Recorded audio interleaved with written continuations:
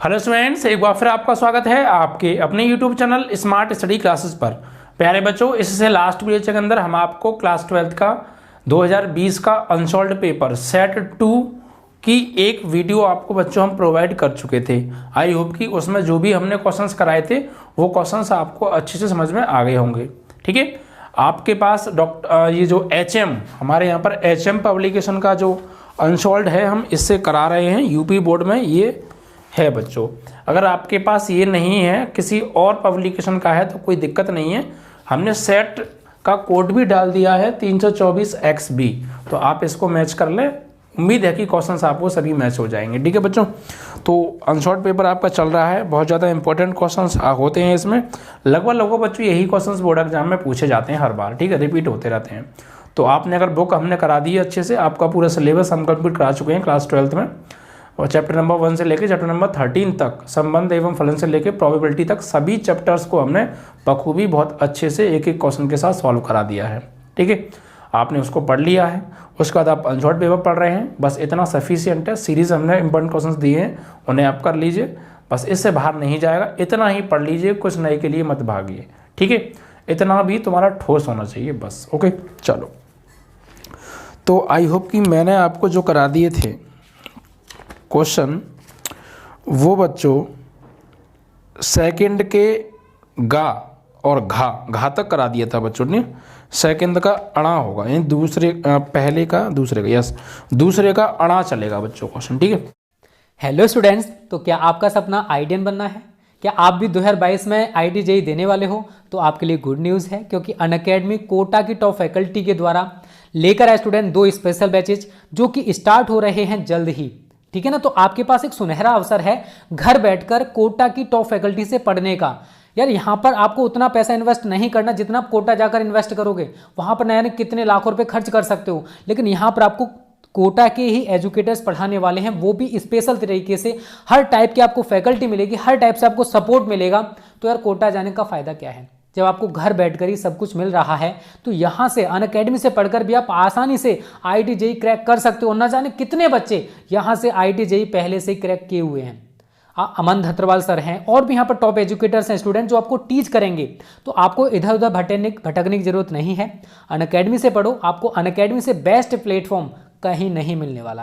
और मैं ये स्पेशल, देखो मैंने भी यहाँ पर क्लासेस अटेंड किए हैं, जो टीचर्स हैं उनके क्लासेस को देखा है, तब स्टूडेंट मैं आपको बता रहा हूँ। और मैं आपको यार गलत राह पर नहीं लेके जाऊँगा। जब आप इनका प्लस सब्सक्रिप्शन ले लोगे या फिर जो टॉप एजुकेटर्स हैं उनकी फ्री क्लासेस देख लोगे, तो आप खुद कहोगे यस सर आपने सही बोला था, अनअकैडमी से बेस्ट प्लेटफॉर्म शायद ही कोई होगा। तो बच्चे कौन से बैचेज है वो मैं आपको बता दूं। एक तो स्टार्ट हो रहा है आरंभ 2.2 जो कि जेई मेन एंड एडवांस 2022 के लिए है। यहाँ पर आप देख सकते हो स्टूडेंट, ये टॉप एजुकेटर्स हैं। ये बैच स्टार्ट होगा बच्चे लोग 19 जनवरी 2021 से स्टार्ट हो रहा है। और स्टूडेंट आगे मैं आपको और बता दूं, ये कोई मामूली एजुकेटर्स नहीं है, ये टॉप एजुकेटर्स हैं। यहाँ पर आप पूरा देख सकते हो स्टूडेंट, इन्होंने UGC net AIR 25 YouTube channel भी है इनका। ठीक है, ये मेघा खंडेलवाल हैं, विनीत लुम्बा सर हैं, कपिल राणा सर हैं, नितिन सचान सर हैं। ठीक है, एक तो बच्चों लोग ये स्टार्ट होगा बैच। एक और स्टार्ट हो रहा है लेजेंड बैच 2.2। यहाँ पर आप बंसल क्लासेस का अगर आपने नाम सुना है तो बंसल क्लासेस के ही सारे के सारे एजुकेटर्स हैं। आरती बंसल हो गई, समीर बंसल सर हो गए, MAHK हैक सर हैं, शहनवाज फयाज सर हैं। और ये बैच बच्चा लोग स्टार्ट हो रहा है 22 जनवरी से। और एक चीज़ आप सभी को याद रखना बच्चा लोग, जब भी आप एनरोल करो, ठीक है ना, तो आप वहां पर हमारा जो कोड है स्मार्ट स्टडी अगर यूज करोगे तो वहां पर बच्चों आपको 10% डिस्काउंट भी मिलेगा। 10% डिस्काउंट बहुत बड़ी बात होती है। और कैसे सब्सक्रिप्शन लेना है बच्चों, देखो यहाँ पर आप देख सकते हो लेजेंड बैच के लिए ये टॉप एजुकेटर्स हैं, और पूरा एक्सपीरियंस देख सकते हो, पूरा एक्सपीरियंस देख सकते हो। ये बंसल क्लासेस कोटा यहाँ पर देख रहे हो आप सभी, ये सभी के सभी बंसल क्लासेस कोटा के ही एजुकेटर्स हैं। तो आपको यार इधर उधर भटकने की जरूरत क्या, जब आपको यहीं पर सब कुछ मिल रहा है। और स्टूडेंट जब भी आप एनरोल करो, यहाँ पर आप पूरा देख सकते हो, जब भी आप प्लस पे क्लिक करोगे, प्लस के बाद आपको 1 महीने का लेना है, 3 महीने का लेना है, या फिर 6 महीने का लेना है, जैसे उस पर क्लिक कर दोगे और यहाँ पर एंटर इनवाइट कोड में अगर बच्चा लोग आप स्मार्ट स्टडी डालोगे तो आपको 10% डिस्काउंट देखने को मिलेगा। तो इससे अच्छी अपॉर्चुनिटी शायद ही मेरे अकॉर्डिंग कहीं आपको देखने को मिले। तो आइए देखते हैं दूसरे के अणा में हमें क्या दे रखा है बच्चों। सेकंड का अणा क्वेश्चन है बच्चों। इसमें दिया है बच्चों अवकल समीकरण दे रखा है। अवकल समीकरण, अवकल अवकल समीकरण dy ओवर dx बराबर 1 plus x square upon 1 plus y square को क्या करना है बच्चों, हल करना है। क्या करना है, हल करना है। ठीक है, तो देखिए कैसे इसको हल करेंगे, बहुत सिंपल तरीके से आराम से हो जाएगा। अगर आपने अवकल समीकरण चैप्टर को अच्छे से कर रखा है तो बहुत आराम से हो जाएगा। समघात वाला ये बन नहीं रहा बच्चों। ठीक है, तो इसको कैसे करेंगे हम, देखिए सबसे पहले इसमें वेरिएबल सेपरेबल रूल लगाओ। वेरिएबल सेपरेबल रूल मीन्स बच्चों चर राशियों की पृथक्करण विधि, मैंने आपको पढ़ाई थी जब आपको चैप्टर ये जो है मैंने 9 कराया था बच्चों। ठीक है, अवकल समीकरण। तो इसमें क्या करते हैं, एक्स एक्स वाले एक तरफ, वाई वाई वाले एक तरफ कर लेते हैं। तो यहाँ पे डी वाई के साथ में आ जाएगा वाई वाला ये, तो इसका क्रॉस मल्टीप्लाई इधर कर दीजिए। तो 1 plus y square d y, इसका मल्टीप्लाई इधर कर दीजिए। तो 1 plus x square d x. ठीक है, अब इसका क्या करेंगे बच्चों, इसमें समाकलन का चिन्ह ले लो, दोनों ओर समाकलन लेने पर। ठीक है, दोनों ओर बच्चों समाकलन ले लीजिए आप।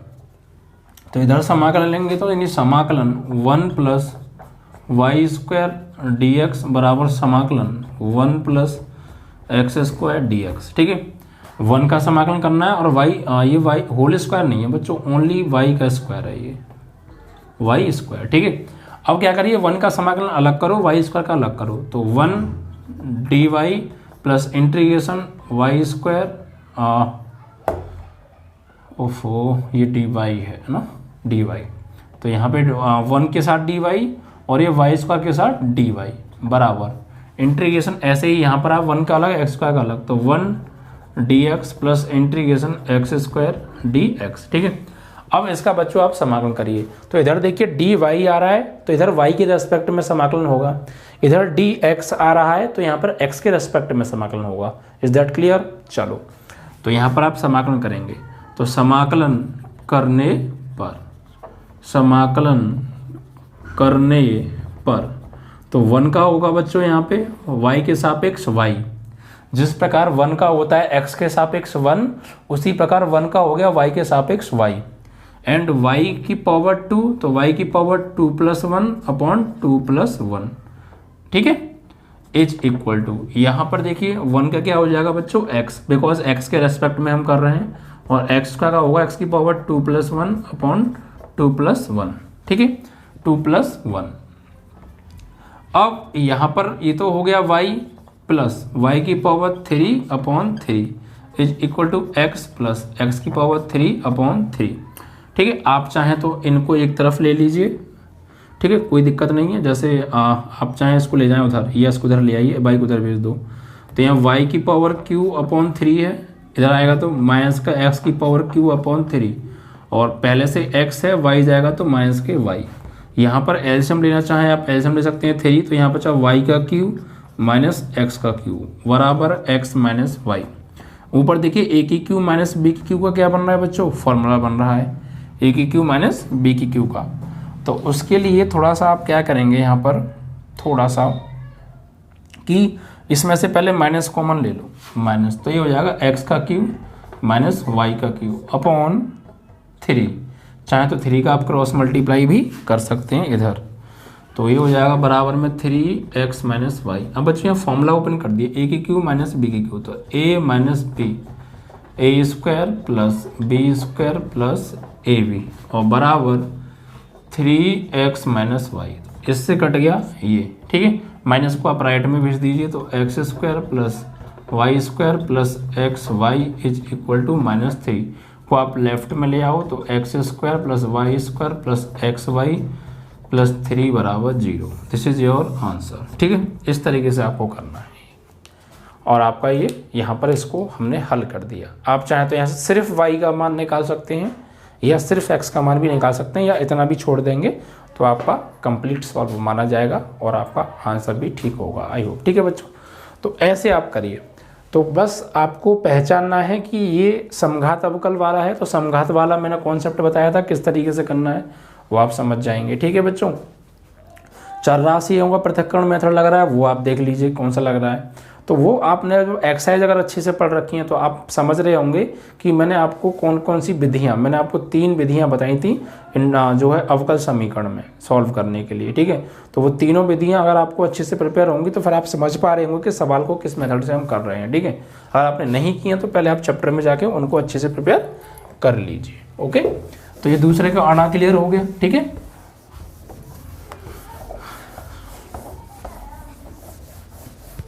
अब बढ़ते हैं बच्चों नेक्स्ट क्वेश्चन की ओर। नेक्स्ट में देखिए क्या दे रखा है इसमें बच्चों, हमें दे रखा है तीसरे पार्ट पे आ गए बच्चों हम, और तीसरे में गए निम्नलिखित सभी खंडों को हल कीजिए। मतलब अभी तक हम 1-1 नंबर वाले प्रश्न सॉल्व कर चुके हैं, अब 2-2 नंबर वाले आ गए बच्चों। तो तीसरे में बच्चों इसका सभी खंड हल करने हैं, ठीक है। और यहाँ पर है तीसरे का क्या दिया है कि x बराबर a cos q थीटा, ठीक है, और y बराबर दे रखा है a sin q थीटा, और थीटा बराबर π/4 पर अविलंब की प्रवणता पूछिए बच्चों। थीटा इज इक्वल टू π/4 पर अभिलंब की प्रवणता, अविलंब की क्या पूछिए बच्चों, प्रवणता पूछिए। तो हमने बच्चों आपको 2 तरह की प्रवणता पढ़ाई होंगी, चैप्टर नंबर 6 से ये क्वेश्चन है बच्चों, अविलंब की प्रवणता और स्पर्श रेखा की प्रवणता। जो स्पर्श रेखा की प्रवणता होती है वही अविलंब की होती है, बस क्या होता है कि उसको पलट के माइनस लगा दिया जाता है। मतलब अविलंब की प्रवणता बराबर -1/, स्पर्श रेखा की प्रवणता, ठीक है, यही तो फॉर्मूला था। तो यहाँ पहले हम स्पर्श रेखा की प्रवणता निकालेंगे, फिर उससे अविलंब की प्रवणता निकालेंगे। स्पर्श रेखा की प्रवणता को हम स्मॉल m से और अविलंब की प्रवणता को हम कैपिटल M से लिखते हैं बच्चों, ठीक है। तो देखिए पहले यहाँ पर एक्चुअली मुझे प्रवणता निकालने से पहले मुझे यहाँ पर dy/dx निकालना पड़ेगा, ठीक है। फिर उस dy/dx जो निकल के आएगी वही क्या होगी, हमारी स्पर्श रेखा की प्रवणता होगी। फिर वहाँ से हम अविलंब की, तो भाई वो कैसे निकालें dy/dx, तो उसके लिए पहले तुम्हें क्या करना पड़ेगा, इसका आप अवकलन कीजिए बच्चों। थीटा आ रहा है तो यहाँ पर थीटा के सापेक्ष, एंगल क्या है थीटा, तो थीटा के सापेक्ष अवकलन करिए। इसे बना दो समीकरण 1, इसे बना दो समीकरण 2। तो यहाँ लिखेंगे आप समीकरण 1 का थीटा के सापेक्ष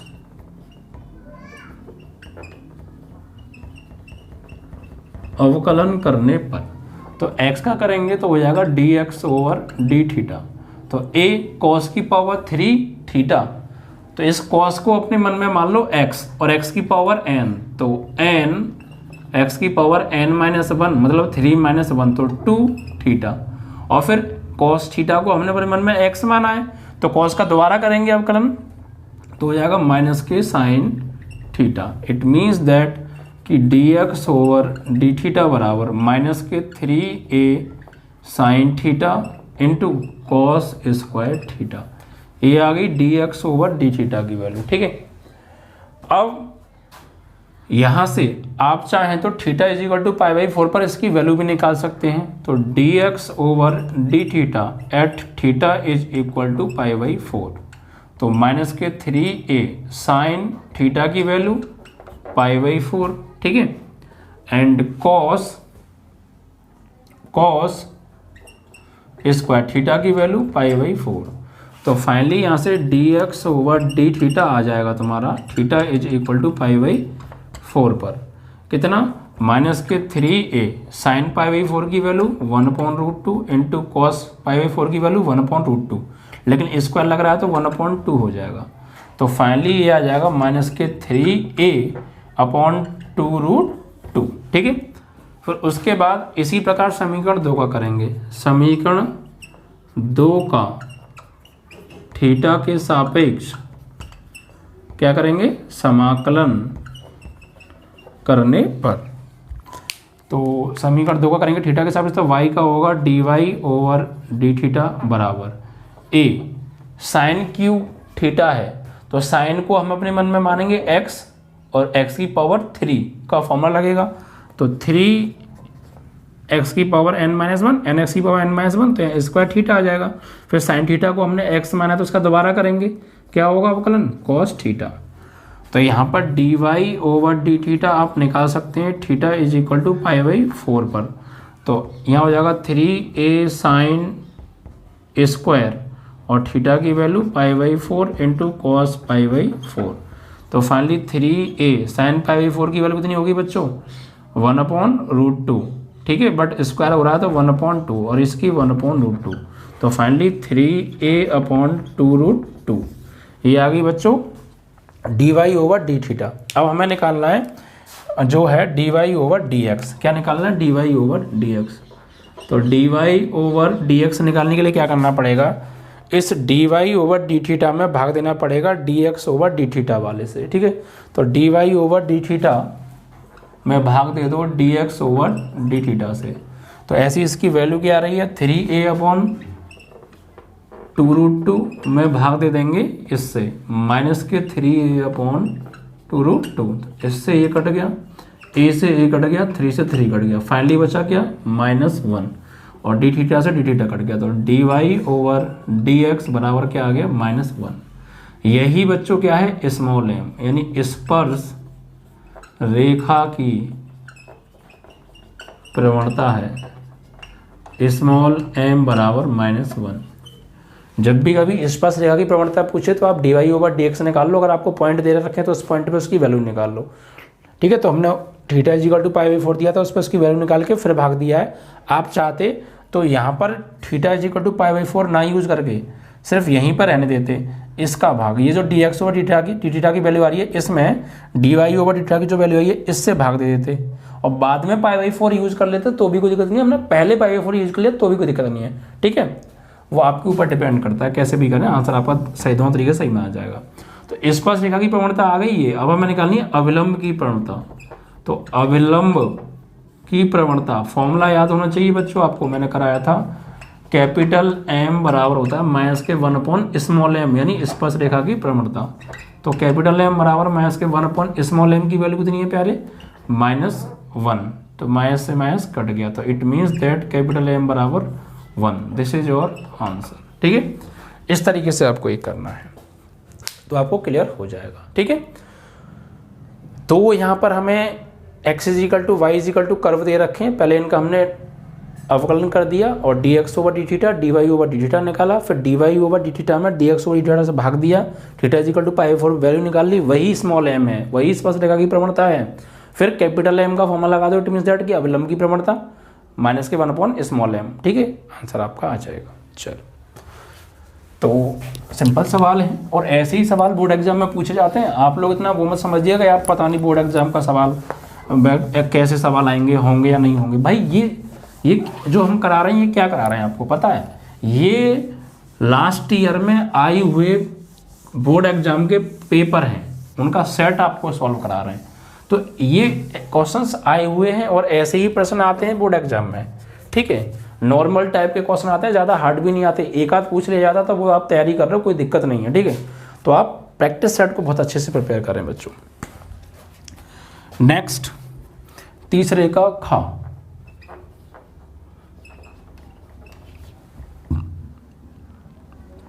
यहां दे रखा है बच्चों हमें, यदि y बराबर हमें दे रखा है साइन इनवर्स x, ठीक है, इसे डाल दो समीकरण नंबर 1।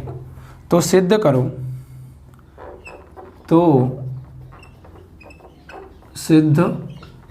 करो, सिद्ध क्या करना है, 1 - x² d2y ओवर dx2 बराबर x dy ओवर dx, ठीक है। ये हमें प्रूफ करके लेकर आना है, ओके। तो कोई दिक्कत नहीं है, हमें दिया है y बराबर साइन इनवर्स x और प्रूफ करना है 1 - x² d2y over dx2 is equal to x dy over dx। तो हमें प्रूफ को देख के पता चल रहा है कि इसका अवकलन हमें 2 बार करना है, ठीक है, बिकॉज कि हमें प्रूफ लेके आना है तो अकॉर्डिंग टू हम प्रूफ चलेंगे। प्रूफ में हमें दिख रहा है d2y over dx2 second order derivative, यानी द्वितीय कोटि का अवकलज इसमें है, तो इट मीन्स हमें इसका 2 बार अवकलन करना है, ये श्योर है और ये आंसर लेके आना है, ठीक है। और देखिए इसमें dy ओवर dx का भी यूज हो रहा है, तो डी वाई ओवर जो डी एक्स हम निकालेंगे उसकी वैल्यू का भी यूज होगा। ठीक है, तो प्रूफ के अकॉर्डिंग आप चलिए, आराम से काम हो जाएगा। एक तो हमें d two y over d x two चाहिए, एक d y over d x चाहिए। ठीक है, प्रूफ करने के दो तरीके हैं, इसको सॉल्व करो, ये पूरा आंसर ले आओ, या लेफ्ट हैंड लेके राइट हैंड ले आओ इसके यूज से। ठीक है, वो आपके ऊपर डिपेंड करता है। तो पहले तो हम इसका करेंगे बच्चों अवकलन। तो समीकरण एक का x के सापेक्ष अवकलन करने पर, तो y का करेंगे बच्चों, तो dy over dx is equal to sine inverse x का अवकलन होता है बच्चों 1 अपॉन अंडर रूट में 1 माइनस एक्स स्क्वायर। ठीक है, इसको आप समीकरण 2 बना लो। ऐसा क्यों किया? क्योंकि dy ओ इस वैल्यू की हमें जरूरत पड़ेगी, क्योंकि इस वैल्यू की जगह हमें ये लगाना पड़ेगा, तभी तो हमारा dy ओवर dx आएगा। ठीक है, तो क्योंकि प्रूफ में आ रहा है dy ओवर dx, इसलिए हम कह रहे हैं कोई, ठीक है, भविष्य से नहीं है कुछ। तो ये हो गया। अब इसके बाद इसका पुनः अवकलन करो, तो यहाँ लिखेंगे पुनः x के सापेक्ष अवकलन करने पर, तो इसका जब पुनः अवकलन करेंगे तो dy ओवर dx दोबारा करेंगे तो ये हो जाएगा d2y ओवर dx2 बराबर, ये 1 अपॉन अंडर रूट में 1 माइनस एक्स स्क्वायर है। तो बच्चों ये अंश बटे हर वाला रूल बन रहा है। कौन सा? अंश बटे हर। तो आप चाहें तो यहाँ अंश बटे हर लगाइए, तो हर का वर्ग। ठीक है, क्या? हर का वर्ग, यानी अंडर रूट में 1 माइनस एक्स स्क्वायर का वर्ग, फिर हर को छोड़ा यानी अंडर रूट में 1 माइनस एक्स स्क्वायर का छोड़ा, अंश यानी 1 का अवकलन, तो 1 का अवकलन होगा 0। ठीक है, एंड माइनस फिर अंश को छोड़ा यानी 1 को छोड़ा, हर का अवकलन, तो हर में क्या है? रूट में 1 माइनस एक्स स्क्वायर। तो इसका जब हम अवकलन करेंगे तो इस अंदर वाली वैल्यू को अपने मन में x मान लेंगे, तो ये हो जाएगा रूट एक्स, और रूट एक्स का 1/2 रूट एक्स, और एक्स ये क्या है? 1 माइनस एक्स स्क्वायर। और जब हमने इसको अपने मन में x माना है तो इसका दोबारा करेंगे तो 1 का हो जाएगा 0 और x स्क्वायर का हो जाएगा 2x। Is that clear? Solve करते हैं। d2y ओवर dx2 बराबर, इसका 0 में करेंगे तो 0 हो गया। यहाँ देखो माइनस माइनस क्या हो गया? Plus 2x upon under root में 1 माइनस एक्स स्क्वायर। इससे कट गया बच्चों ये इसका रूट, तो क्या बचा? सिर्फ 1 माइनस एक्स स्क्वायर। तो इस 1 माइनस एक्स स्क्वायर का अकॉर्डिंग टू प्रूफ आप क्रॉस मल्टीप्लाई कर दीजिए इधर। ठीक है, क्यों ऐसा क्यों कर रहे हैं हम? देखिए, क्योंकि आप देखिए कि इधर में जो है 1 माइनस एक्स स्क्वायर कॉमन आ रहा है इधर। ठीक है, इधर तो 1 माइनस एक्स स्क्वायर का गुणा हो रहा है d2y ओवर dx2 में। देखो 1 माइनस एक्स स्क्वायर, तो हम 1 माइनस एक्स स्क्वायर ही तो बचा है यहाँ पे, इसका इधर गुणा कर देंगे हम। ठीक है, अगली बार कर दीजिएगा या अभी कर सकते हैं, वो आपके ऊपर डिपेंड करता है। वैसे हम एक लाइन बढ़ गए हैं तो अगली बार कर देंगे, कोई दिक्कत नहीं है। ठीक है, तो चलो ये बाद में कर देंगे। अभी हमने सिर्फ स्क्वायर से ये काट दिया तो ये तो 0 हो गया। ये यहाँ पे बचा माइनस के 2x अपॉन 2 रूट में 1 माइनस एक्स स्क्वायर, और एक ये और बचेगा यहाँ पे इनटू में 1 माइनस एक्स स्क्वायर। ठीक है, तो और बटे में क्या है? ये 2, तो 2 से 2 तो प्यारे ये कट गया, 2 से 2 कट गया। अब देखिए बच्चों, यहाँ से सिर्फ इसको हटाइए, इसको भेज दीजिए आप इधर, चूँकि इधर ये भाग में इधर जाके गुणा में हो जाएगा, इसको आप यहीं रखिए। तो इसको जब इधर लाएंगे हम तो ये हो जाएगा भाई आपका 1 minus x square d2y over dx2 बराबर, यहाँ क्या बचता है आपका? सिर्फ x, और अपॉन में अंडर रूट में 1 माइनस एक्स स्क्वायर, तो या इनटू में x के 1 होगा। तो बच्चों ये किसकी वैल्यू है? From equation number 2, 1 upon under root में 1 माइनस एक्स स्क्वायर, ये किसकी वैल्यू है बच्चों? dy ओवर dx की।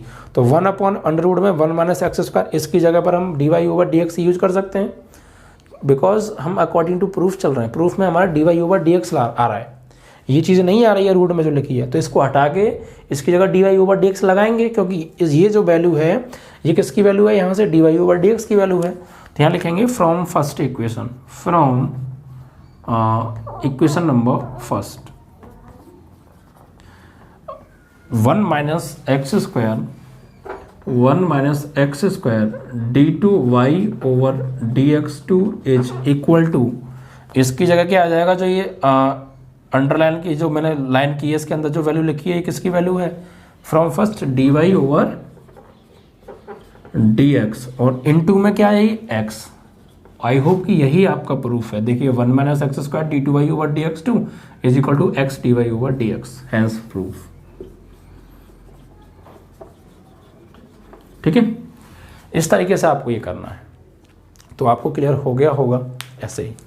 तो सिंपल सवाल है, कोई दिक्कत नहीं है, बस कैलकुलेशन आपकी स्ट्रांग होनी चाहिए। देखिए अगर आप मैथ पढ़ना चाहते हैं तो एक चीज़ आपको बहुत ज़्यादा मजबूत रखनी पड़ेगी और वो है कैलकुलेशन। जिस बच्चे की कैलकुलेशन ख़राब है, जिस बच्चे को कैलकुलेशन नहीं आती है, वो मैथ नहीं कर सकता है सही से, ठीक है। तो अगर आपको मैथ अपना स्ट्रॉन्ग करना है तो सबसे पहली स्टेप है कि आप अपनी कैलकुलेशन स्ट्रॉन्ग करें, ठीक है। और यही सलाह अपने से छोटों को दें।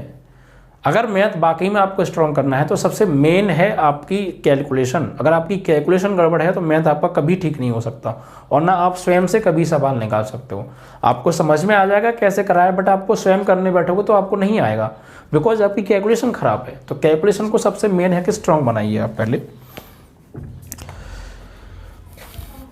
तो ये तीसरे का खा और तीसरे के गा पे आते हैं बच्चों। तीसरे का गा, इसमें क्या दिया देखिए, आव्यूह हमें दे रखे हैं बच्चों। एक आव्यूह में ये एलिमेंट दे रखे हैं 3 2 2 3 -1 1 2 1। ये हमें जो है 3/2 का 3/2 का एक आव्यूह दे रखा है और इसमें मल्टीप्लाई करना है हमें। एक आव्यूह दे रखा है 2/3 के 1 0 1 -1 2 1, ठीक है, का मान ज्ञात करना है। इसका क्या निकालना है, इसकी वैल्यू।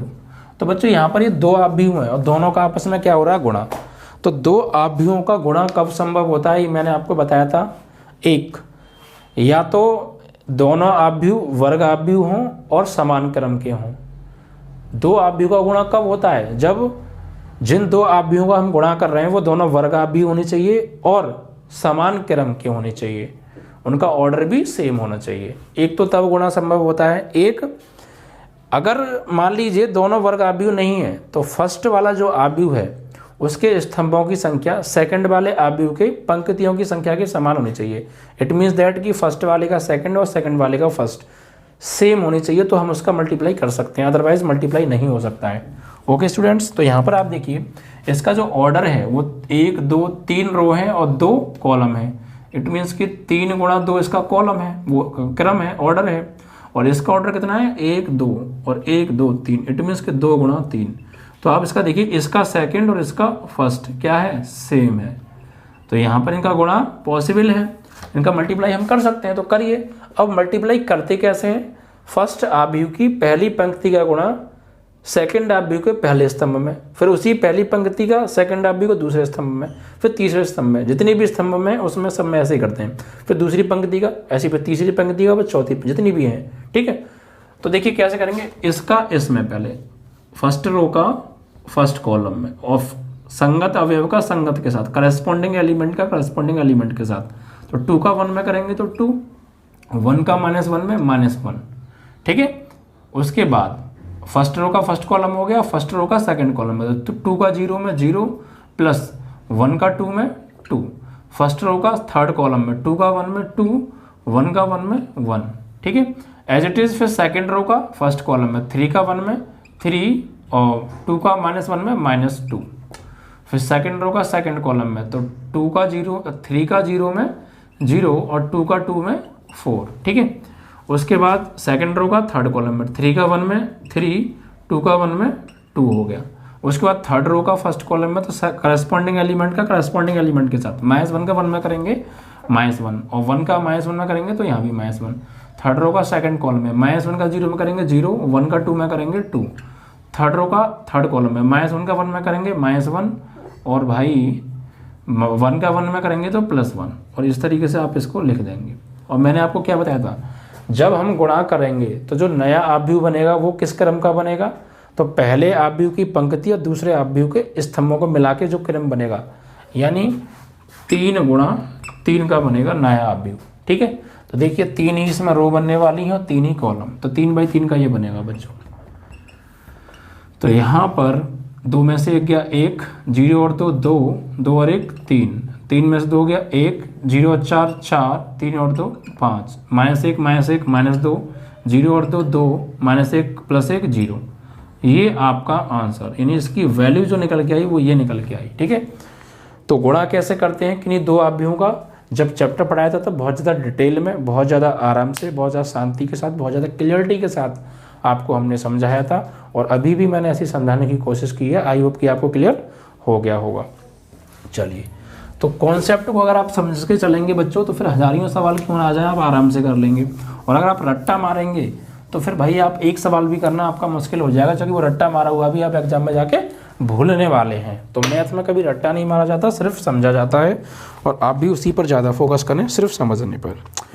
अब एक क्वेश्चन बच्चों आता है घा, तीसरे का घा। ये बच्चों चैप्टर नंबर 1 से संबंधित है, रिलेशन एंड फंक्शन। ठीक है, घा है तीसरे का, सब 2-2 नंबर वाले चल रहे हैं बच्चों।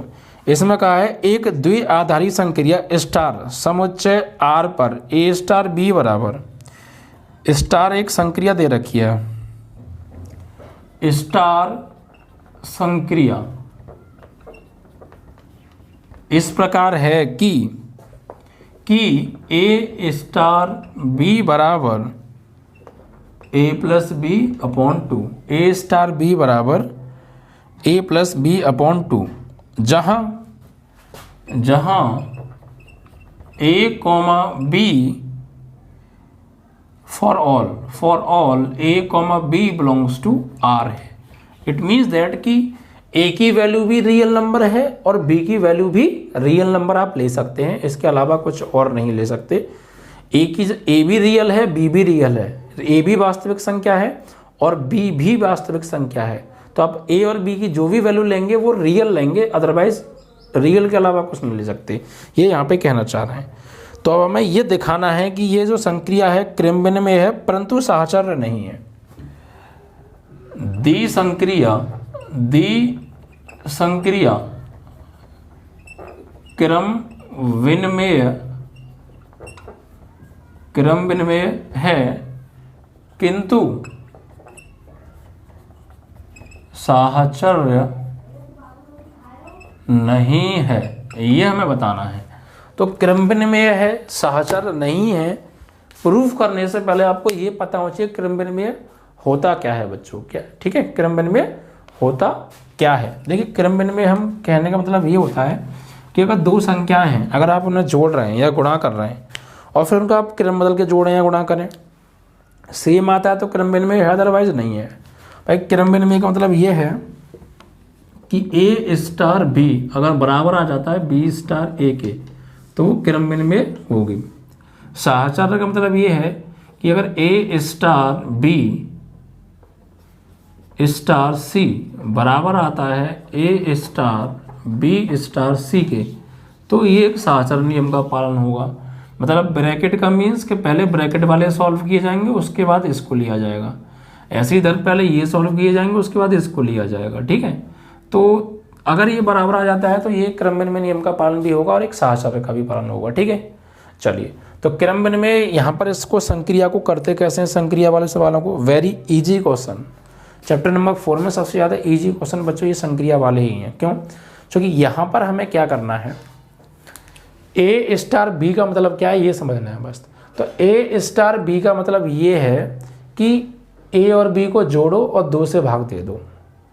अब आपको कोई भी दो नंबर हैं अगर वो स्टार संक्रिया से कनेक्ट हैं तो आपको उसमें यही वाला रूल अप्लाई करना है। A की जगह मान लो 5 हो, B की जगह 4 हो, तो 5 स्टार 4 इट मीन्स दैट कि 5 + 4/2 करना है आपको। समझ में आ रहा है? इस नियम को आप पालन आपको कराना है हर एक में। तो सबसे पहले हम यहाँ पे क्या करेंगे, A बराबर क्या ले सकते हैं, कोई रियल नंबर, B बराबर क्या ले सकते हैं, कोई रियल नंबर। ठीक है, तो हम A की जगह अपनी तरफ से कोई रियल नंबर लेंगे, ठीक है, B की जगह को अपनी तरफ से कोई रियल नंबर लेंगे।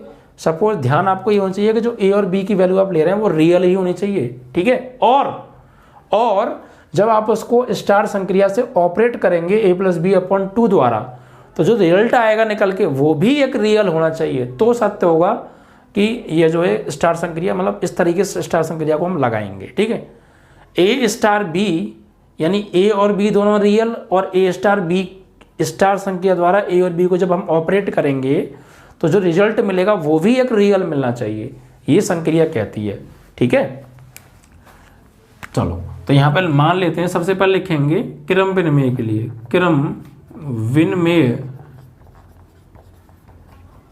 के लिए तो हम पहले निकालेंगे, यहाँ पे मान लेते हैं, माना कोई भी रियल मान लो a बराबर 2 बिलोंग्स टू क्या है r, a बराबर हमने 2 ले लिया और 2 क्या है, एक रियल नंबर है, और b बराबर आप कुछ भी ले लीजिए, रियल नंबर होना चाहिए, कुछ भी ले सकते हैं आप। सपोज मैंने यहाँ पे ले लिया -3, इज दैट क्लियर, या आप ले लीजिए यहाँ पे -6 ले लो, ठीक है, कोई दिक्कत नहीं, कुछ ले सकते हैं आप। तो ये भी क्या है, बिलोंग्स टू r है, ये भी एक रियल है, ये भी एक रियल है। तो अब इसको क्रम विनिमय में क्या करते हैं कि a स्टार b बराबर b स्टार a आना चाहिए, तो पहले हम निकालते हैं a स्टार b। तो a स्टार b बराबर क्या है, a प्लस बी अपॉन 2, तो a की जगह क्या 2 और स्टार b की जगह क्या -6, तो a स्टार b बराबर a प्लस बी अपॉन 2, तो 2 स्टार -6 बराबर क्या होगा, 2 plus -6 upon 2। It means that -6 और +2 कितना बचा, -4 अपॉन 2, इससे ये कट गया तो -2 आ गया। तो a स्टार b आ रहा है -2, अब b स्टार a और निकालते हैं, क्या निकल के आता है, अब निकालेंगे b स्टार a, तो b स्टार a मीन्स होगा b प्लस a अपॉन 2। भाई a स्टार b बराबर a प्लस बी अपॉन 2, तो b स्टार a बराबर b प्लस a अपॉन 2 होना चाहिए, तो b की वैल्यू कितनी है भाई, -6 और स्टार a की वैल्यू 2, तो यहाँ पर हो जाएगा -6 + 2 अपॉन 2। इट मीन्स दैट कि -4 अपॉन 2, इससे कटेगा 2 टाइम, तो -2 आ गया। तो हमने क्या देखा, a स्टार b की वैल्यू आ रही है -2, b स्टार a भी आ रहा है -2, यानी a star b is equal to आ रहा है b स्टार a के। तो क्रम विनिमय है, तो यहाँ लिखेंगे चूंकि a स्टार b बराबर b स्टार a बराबर -2, अतः संक्रिया क्रम विनिमय है, अतः संक्रिया क्रम विनिमय है, क्योंकि क्रम विनिमय नियम का पालन कर रही हैं। अब ऐसे साहचर्य की बात करते हैं, साहचर्य नहीं है ये प्रूफ करना है, तो नहीं के लिए a star b in bracket star c is equal to a star in bracket b star c equal नहीं आना चाहिए, ठीक है, तो साहचर्य नहीं होगा। तो यहाँ पर हमने 2 नंबर लिए थे कोई भी रियल, आपको यहाँ 3 नंबर रियल लेने पड़ेंगे, बिकॉज साहचर्य में 3 नंबरों की आवश्यकता होती है बच्चों। तो यहाँ लिखेंगे माना a कुछ भी ले सकते हैं आप, a बराबर ले लो 2, b बराबर ले लो 3, c बराबर ले लो कुछ भी ले लो यार, ठीक है, यहाँ पे आप ले सकते हैं, तो ले लीजिए 7 ले लीजिए या -7 ले लीजिए, वो डिपेंड करता है आपके ऊपर, ठीक है, कुछ भी ले सकते हैं आप। तो हमने ये 3 नंबर लिए, जहाँ ये भी बिलोंग्स टू r है, मतलब कि a बराबर जो 2 लिया है बिलोंग्स टू r है, b बराबर हमने 3 लिया है बिलोंग्स टू r है, c बराबर हमने 7 liya है बिलोंग्स टू r है। तीनों को तीनों क्या रियल नंबर लेंगे, आप कुछ भी ले लीजिए। अब यहाँ पर लिखेंगे साहचर्य के लिए, साहचर्य के लिए, तो साहचर्य में क्या, पहले ये साइड सॉल्व करते हैं, तो a star b star c निकालते हैं। तो a स्टार b यानी a की वैल्यू क्या है 2 और स्टार b की value 3 bracket close, star c की वैल्यू 7। तो a स्टार b का मतलब क्या है बच्चों, तो a स्टार b मतलब यहाँ पे आ जाओ, जो संक्रिया बताया था, a स्टार b मतलब a प्लस बी अपॉन 2। तो ऐसे ही यहाँ पर a 2 स्टार 3 का मतलब क्या होगा, 2 + 3 अपॉन 2 ब्रैकेट क्लोज और स्टार 7, तो ये आएगा आपका 3 और 2 5 अपॉन 2 स्टार 7, ठीक है। अब ये एक तरीके से इसको सॉल्व किया, पहले हमने ब्रैकेट वाले को 5 अपॉन 2 आ गया और ये 7। अब आप इन दोनों में फिर से स्टार संक्रिया लगाएंगे, बिल्कुल इसी तरीके से, एक तरीके से। अब आपके लिए ये a हो गया और ये b हो गया, तो a स्टार b मतलब कि इन दोनों का एडिशन डिवाइड बाई 2, तो 5 + 2 + 5 अपॉन 2 + 7 अपॉन 2 सॉल्व आउट करेंगे, तो 7 दूनी 14, 7 दूनी 14 और 5 कितना हो गया 19/2, और नीचे भी 2 2 दूनी 4, तो 19/4 आ गया a स्टार b ब्रैकेट में स्टार c के, ठीक है। अब हम निकालेंगे a स्टार ब्रैकेट में b स्टार c, क्या वही भी 19/4 आ रहा है, अगर वो नहीं आया तो साहचर्य नहीं होगा। तो अब हम निकालेंगे यहाँ पर जो है a स्टार ब्रैकेट में b स्टार c, तो a की वैल्यू 2 स्टार b की वैल्यू 3 स्टार c की वैल्यू 7, तो भाई पहला ब्रैकेट वाला था 2 स्टार 3 स्टार 7 का मतलब क्या होगा 3 + 7 अपॉन 2, तो 2 स्टार 7 और 3 10, 10 में 2 से भाग देंगे 5 आ गया। अब ये 2 स्टार 5 हो गया। 2 स्टार 5 का मतलब 2 + 5/2, तो 2 + 5 कितना हो गया 7/2। और आप देखेंगे कि डज नॉट इक्वल टू है, यानी 19/4 डज नॉट इक्वल टू 7/4। तो यहाँ पर लिखेंगे चूंकि A star B star C does not is equal to A star B star C। ठीक है, कितना आ रहा है, ये आ रहा है आपका जो है 19/4 डज नॉट इक्वल टू 7/2। अतः स्टार संक्रिया साहचर्य नहीं है, एसोसिएटिव लॉ नहीं है।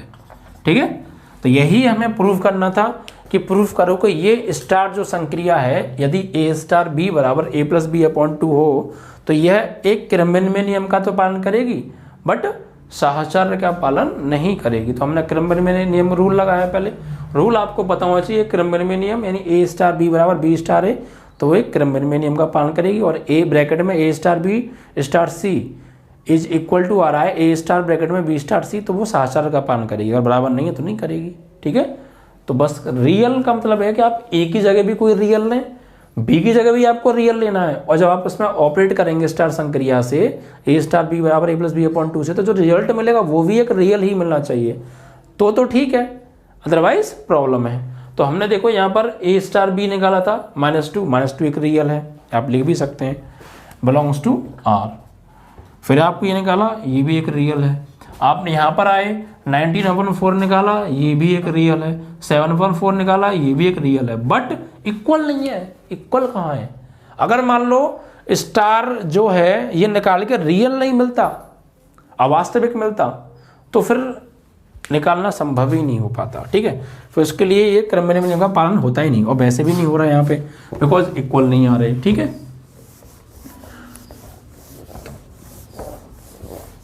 कोई भी रियल नंबर ले लीजिए, चेक कर लीजिए, अगर वो सबके लिए कर रहा है तो अच्छी बात है, और किसी एक के लिए भी नहीं कर रहा तो फिर वो वहाँ पे इसका नियम जो है अप्लाई नहीं होगा, चाहे वो क्रमबद्ध में हो या साहचर्य हो। तो बच्चों घा भी क्लियर हो गया। तो कुल मिला के हमारे तीसरा भाग भी समाप्त। तीसरे भाग में हमें 4 सवाल दिए थे 2-2 नंबर के, तो ये 4 पार्ट भी 4 सवाल आपके कंप्लीट हो गए। 8 नंबर यहाँ से मिले। ठीक है, और 1 2 3 4 5 नंबर के आपके ऑप्शन थे, 13 नंबर हो गए, और 5 ही नंबर के आपके 1-1 नंबर के सवाल थे, तो 18 नंबर तक के मतलब अब तक आपके हो गए। तो आप ऐसे अच्छे से प्रैक्टिस करके जाएंगे तो आप भी आराम से करते जाएंगे, कोई दिक्कत नहीं है। ठीक है, क्वेश्चन अब आते हैं बच्चों 4th पार्ट पर, चौथे का। इसमें बच्चों हमें क्या दे रखा है, हमें दिया है यदि y बराबर है x की पावर x cos x, तो dy/dx निकालना है। तो dy/dx का मान ज्ञात कीजिए, मतलब इसका एक बार हमें अवकलन करना है। तो जब भी किसी फंक्शन की पावर फंक्शन होता है तो ऐसे सवाल को हम लॉग लेकर करते हैं बच्चों। क्या करते हैं? लॉग लेने पर।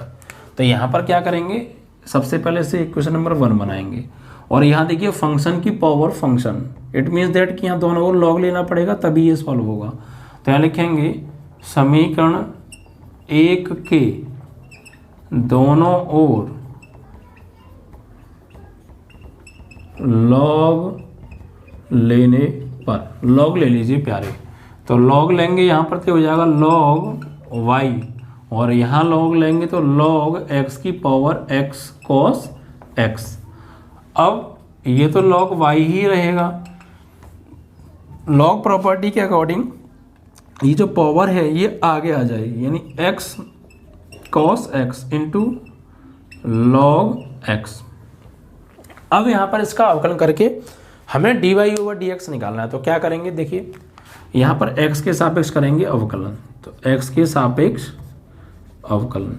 तो यहाँ पर बच्चों 3 फंक्शन गुणा में है, फर्स्ट सेकंड थर्ड, तो आप पहले 2 फंक्शन को मान लो फर्स्ट और log x को मान लो सेकंड, और इसका अवकलन कर दीजिए आप। ठीक है, तो log y x के सापेक्ष हो रहा है तो y को अपने मन में x मानेंगे, log y का क्या होगा 1/y, और फिर y का अगेन करेंगे बिकॉज हमने इसको लेट किया है, तो y का अगेन होगा dy over dx is equal to, यहाँ पहले को छोड़ा यानी x cos x को छोड़ा, log x का अवकलन क्या होता है बच्चों 1/x, और फिर प्लस दूसरे को छोड़ा यानी log x को छोड़ा, x इंटू कॉस एक्स का अवकलन दोबारा करेंगे तो भाई x इंटू कॉस का जब हम दोबारा अवकलन करेंगे तो ये खुद फर्स्ट सेकंड रूल बन जाएगा, क्योंकि दो फंक्शन गुणा में है। तो यहाँ पर क्या करेंगे जब हम इसका दोबारा करेंगे, ठीक है, या फिर आप ऐसा करिए, एक लाइन बढ़ेगी तो सही, आपको स्पष्ट क्लियर हो जाएगा हो क्या रहा है। यहाँ पे सबसे पहले आप सिंबल लगा लीजिए, d ओवर डी एक्स किसका कर रहे हैं y का, तो यहाँ पहले को छोड़ा x कॉस x को छोड़ा d over d x of log x, फिर प्लस log x को छोड़ा d over d x of x cos x। अब आपको हर चीज़ क्लियर हो जाएगी, थोड़ा सा स्पष्ट तरीके से समझ में आ जाएगा। यहाँ पर देखिए y, यहाँ पर वो नो log y था ये, तो यहाँ पर d over d x log y होना चाहिए था, ये log y ऐसे होगा सवाल। ये log y है तो जब इसका अवकलन करेंगे तो d/dx log y, और यहाँ पहले को छोड़ा दूसरे का अवकलन, दूसरे छोड़ा पहले का अवकलन। अब यहाँ पे y को अपने मन में x मानेंगे तो log y का 1/y, और y का अगेन करेंगे dy ओवर dx। अब यहाँ x cos x को छोड़ा, log x का अवकलन 1/x प्लस log x को छोड़ा। अब यहाँ पर जब हम इसका अवकलन करेंगे तो ये दो फंक्शन गुणा में है, तो यहाँ फर्स्ट सेकंड रूल लग जाएगा। तो यहाँ पर अब क्या करेंगे, फर्स्ट सेकंड रूल लगाएंगे, x को छोड़ा cos x का अवकलन माइनस के sin x plus cos x को छोड़ा x का अवकलन 1, ठीक है। तो यहाँ पर आपका बचा ये dy ओवर dx, और आप चाहें तो इस y का उधर क्रॉस मल्टीप्लाई करेंगे तो y, और ब्रैकेट में यहाँ पे बचा x cos x upon x plus, देखिए इस log x का आप इसमें गुणा करेंगे तो माइनस प्लस क्या हो गया प्यारे, ये माइनस, और ये x sin x log x, फिर इसका मल्टीप्लाई यहाँ पे इसमें करेंगे तो प्लस के cos x log x, ठीक है। और अब वहाँ पे आप y का मान और लगा दीजिए समीकरण 1 से, ठीक है। तो dy ओवर dx बराबर y की वैल्यू क्या है प्यारे, तो y की वैल्यू देखिए यह है x की power x cos x, bracket में बचा x से x तो कट गया तो क्या बचा, सिर्फ cos x बचा यहाँ पे, cos x माइनस के x sin x log x और प्लस के cos x log x, this is your answer. आप चाहें तो इन दोनों में से log कॉमन ले सकते हैं, या आप चाहें तो इन दोनों में से cos कॉमन भी ले सकते हैं, या आप यहीं भी छोड़ सकते हैं, आपका तीनों तरीके से आंसर ठीक होगा, ठीक है। तो ये dy ओवर dx की वैल्यू निकलवाई थी हमने, कर दिया। तो जब भी आप ध्यान रखिए कभी भी फंक्शन की पावर फंक्शन आ जाता है तो वहाँ पे हमें log लेना पड़ेगा, ठीक है। ओके चलो, तो आपका ये क्वेश्चन चौथे का भी समाप्त हुआ बच्चों। वेरी सिंपल क्वेश्चंस सभी।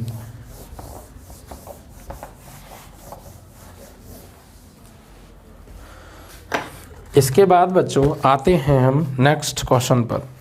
तो चौथे का हो गया, अब चौथे के खा के बारे में बात करेंगे बच्चों। चौथे के खा में देखिए क्या दे रखा है, यहाँ पर हमें दे रखा है दो बिंदु दे रखे हैं, इनको मिलाने वाली रेखा पर उस बिंदु के निर्देशांक ज्ञात कीजिए जो इस रेखा को 2:3 में अंतः विभाजित कर रहे हैं। 2:3 में अंतः विभाजित कर रहे हैं बच्चों, ठीक है। तो देखिए क्या करेंगे, हमें बिंदु दे रखे हैं, बिंदु हमें दे रखे हैं 2, -5, 1, ठीक है। मान लीजिए एक बिंदु है और एक और बिंदु है बच्चों, इसके कोऑर्डिनेट हैं 1, 4, -6, 1, 4, -6, ठीक है। और इनको मिलाने वाली जो रेखा है, इसको एक बिंदु है कोई, हमें नहीं पता वो बिंदु क्या है, हमने मान लिया वो x, y, z है, वो इस रेखा को मान लो ये a बिंदु है और ये b है, तो इस AB को ये कोई बिंदु है माना C, और ये काट रहा है बच्चों किसमें 2:3 में विभाजित कर रहा है, अंतः विभाजित। तो इस पॉइंट के कोऑर्डिनेट क्या हैं जो इसको 2:3 में विभाजित कर रहा है। तो हम यहाँ पर लिखेंगे सबसे पहले माना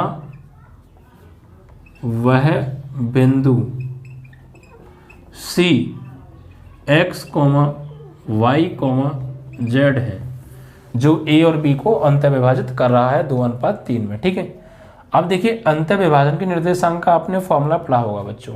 क्या होता है अंत विभाजन? अंतः विभाजन सूत्र।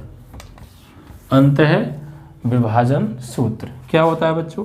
x बराबर होता है m1 x2 plus m2 x1 upon m1 plus m2। ठीक है, यहाँ पर x1 क्या है ये, y1 क्या है ये, z1 क्या है ये, x2 क्या है ये, y2 क्या है ये और z2 क्या है ये, और ये x y z है। और ये जो अनुपात है m1 बराबर 2 और m2 बराबर है 3 के। Is that clear? जो अनुपात होते हैं वो m1 m2 हमने यहाँ पे लिए हैं। तो x बराबर आ गया ये, तो x निकालना है हमें, y भी निकालना है, z भी निकालना है, क्योंकि यही तो पॉइंट हमने माने हैं। तो x बराबर है m1 की वैल्यू कितनी है प्यारे? तो m1 की जो वैल्यू है वो है 2, m1 x2 की वैल्यू कितनी है? x2 की वैल्यू है 1 प्लस m2 x1। तो m2 की वैल्यू कितनी है भाई? m2 की जो वैल्यू है वो है 3 और इंटू x1 की वैल्यू कितनी है? m1 x2। तो m1 की वैल्यू हमने क्या लगाई? 2, x2 की वैल्यू क्या लगाई? 1, फिर प्लस m2 की वैल्यू क्या है? 3, x1 की वैल्यू क्या है? 2 अपॉन m1 प्लस m2 यानी 2 प्लस 3। तो x बराबर 2 एकम 2, 3 दूनी 6/5। तो ये हो गया 6 और 2 8/5। ये किसकी वैल्यू आ गई? x की। ऐसे ही अब निकालेंगे यहाँ से y की। तो y बराबर क्या होगा बच्चों? m1 y2 plus m2 y1 upon m1 plus m2। तो y निकालना है, तो y बराबर m1 की वैल्यू 2, m1 इंटू y2 की वैल्यू कितनी है?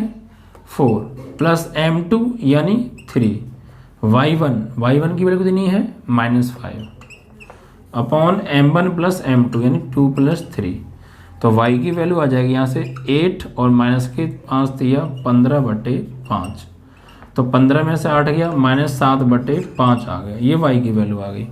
ऐसे ही अब z की निकालेंगे बच्चों। पहला पॉइंट आएगा, दूसरा पॉइंट आएगा, तीसरा पॉइंट निकालो। z बराबर क्या होगा? m1 z2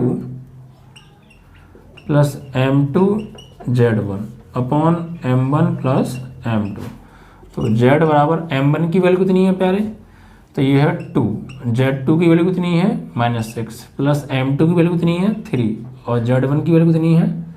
ये है आपकी 1 अपॉन m1 प्लस m2। तो z बराबर -12 प्लस 3/5। तो 12 में से 3 कितना बचा? 9, माइनस के 9/5। इस तरीके से ये आ गई, x की वैल्यू भी आ गई, y की वैल्यू भी आ गई, z भी आ गई। तो x, y और z यही 3 बिंदु तो हमने माने थे जो a और b को 2:3 में अंत विभाजित कर रहे थे। वही हमसे x y z निकलवाए थे, तो x y z हमने निकाल दिए। निकालेंगे अतः c x, y, z बराबर x की वैल्यू 8/5, y की वैल्यू -7/5 और z की वैल्यू -9/5।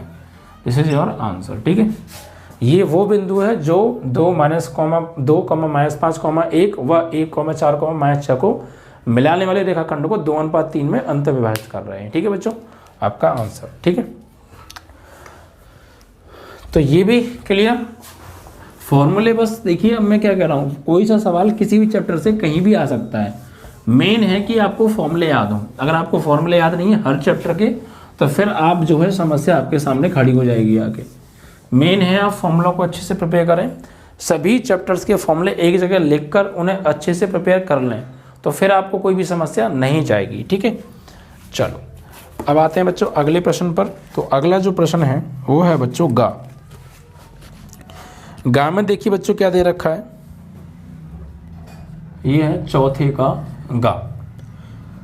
इसमें कहा है कि यदि PA बराबर 1/3, PA बराबर 1/3, PB बराबर 1/2 और PA यूनियन B बराबर हमें दे रखा है 2/3। ठीक है, तो क्या A व B स्वतंत्र घटनाएं हैं? तो क्या ए व बी स्वतंत्र घटनाएं हैं। तो क्या ए व बी स्वतंत्र घटनाएं हैं? तो देखिए भाई, स्वतंत्र घटनाएं होने के लिए आपको मैंने कंडीशन बताई होगी। जब दो घटनाएं स्वतंत्र होती हैं तो पी ए यूनियन बी बराबर P A plus P B होता है। अगर पी ए यूनियन बी बराबर P A plus P B आ रहा तो वो दोनों स्वतंत्र घटनाएं होंगी, इंडिपेंडेंट इवेंट होंगी। अगर इक्वल नहीं आ रहा तो वो इंडिपेंडेंट इवेंट नहीं होंगी, ठीक है, डिपेंडेंट इवेंट होंगी। तो यहाँ पर हम क्या लिखेंगे, ए व बी स्वतंत्र घटनाएं होंगी यदि कब, जब P A plus P B बराबर आ जाए पी ए यूनियन बी के। तो चेक कर लेते हैं क्या बराबर आ रहा है या नहीं। तो पहले P A plus P B निकालते हैं।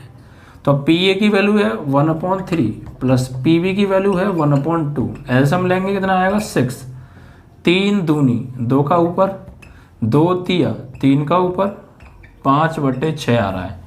अब क्या ये पी ए यूनियन बी के बराबर आ रहा है?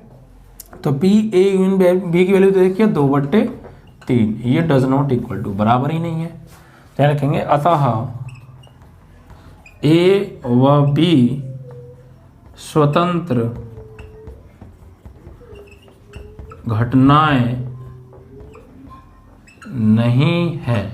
क्योंकि स्वतंत्र घटनाएं, डिपेंडेंट इवेंट कब होती हैं, इंडिपेंडेंट इवेंट कब होती हैं, जब P A plus P B is equal to P A union B आ जाए। अदरवाइज ये इंडिपेंडेंट इवेंट है। ठीक है बच्चों, स्वतंत्र घटना है ही नहीं, बिकॉज कि P A union B P A plus P B आ ही नहीं रहा। तो मेन है आपको ये फॉर्मूला पता होना चाहिए। जब स्वतंत्र घटनाएं हो तो P A plus P B बराबर पी ए यूनियन बी होना चाहिए। ठीक है, तो इन चीज़ों को अगर आपने नहीं, कुछ चीज़ें आपकी रह भी गई हों तो मैं यहाँ पर क्वेश्चन में साथ के साथ बता रहा हूँ। वैसे ऐसा कुछ रहा है नहीं कि रहा ना हो, मतलब कुछ रह गया हो, सब कुछ करा है। तो आप यहाँ से इंक्लूड, आपको अगर नहीं ध्यान हो तो इनको लिख लीजिएगा। स्वतंत्र घटनाएं होने की condition P A plus P B equal to P A union B. तो ये सब चीज़ों को अगर आप याद कर लेंगे तो फॉर्मूला बेस्ड क्वेश्चन आएंगे बस। ठीक है बच्चों, 1-2 आएंगे तो वो हम कर रहे हैं सॉल्व, अनसॉल्व, उसमें लगा लेंगे तो सभी क्वेश्चन हो जाएंगे। बस मेन है कि आपको फॉर्मूला याद हो, फॉर्मूले याद करेंगे बात बनेगी, अदरवाइज बात बिगड़ेगी। ओके बच्चों, तो मेरी बात को ध्यान रखिएगा, फॉर्मूले बहुत अच्छे से प्रिपेयर कर लीजिएगा। ठीक है।